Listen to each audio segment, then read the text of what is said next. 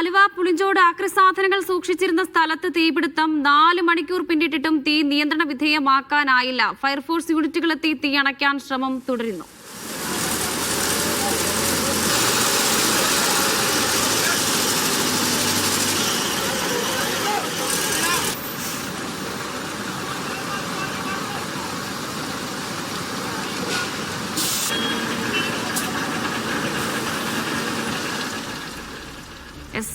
ആര്യ വിനോദ് വിവരങ്ങൾ നൽകാനായി ചേരുന്നുണ്ട്.